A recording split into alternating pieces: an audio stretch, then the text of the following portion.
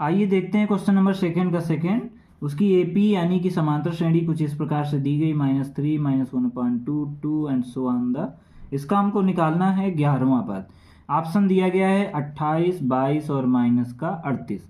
इन तीनों विकल्पों में से कौन सा विकल्प सही होगा?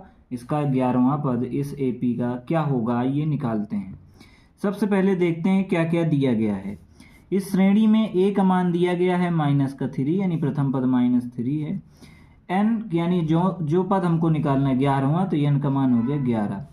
डी निकालना है, डी की हमको आवश्यकता पड़ेगी। डी निकालने के लिए फार्मूला लगाते हैं T2 - T1 का। T2 माने दूसरा पद कितना है? -1/2। इसमें तो घटा दो T1 यानी पहला पद, तो ये हो जाएगा -3। इसके बट्टे में कुछ नहीं तो क्या है 1। -1/2 है, लिख दीजिए, ब्रैकेट खोलिए, माइनस माइनस का गुणा हो जाएगा, क्या हो जाएगा +3/1। +3/1 हो जाएगा। इसका ले लो एलसीएम, यहाँ पर क्या आ जाएगा 2। 2 का भाग 2 में 2 1 आएगा, 1 का गुणा 1 में कराओ -1 आएगा। 1 का भाग दोगे 2 में 2 आएगा, 2 का गुणा 3 में कराओगे 3 दूनी 6 आएगा। क्या आएगा 5/2। ये आ गया हमारा क्या, डी का मान। अब हमको निकालना है अपना 11वां पद। 11वां पद निकालने के लिए हम फार्मूला लगाएंगे an बराबर, आइए फार्मूला लगाते हैं। an बराबर a + n-1 इंटू डी का फार्मूला लगाएंगे। an माने कौन सा पद? 11वां पद। a का मान कितना था? -3, लिख दीजिए।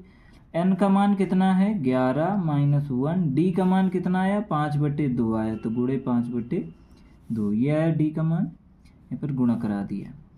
-3 आया, लिख दीजिए, प्लस 11 में 1 गया, क्या बचा 10। 10 गुणे 5/2। -3 लिखा है, लिख दीजिए, प्लस 2 से 10 को काटिए 5। 5 और 5 का गुणा क्या होगा? 25 होगा।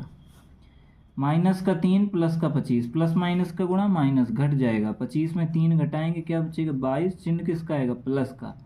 क्यों? क्योंकि प्लस की संख्या ज़्यादा है। तो 11वां पद क्या है हमारा? प्लस का 22। ऑप्शन नंबर हमारा कौन सा सही है? ऑप्शन नंबर बी सही है। यही हमारा क्या है? आंसर।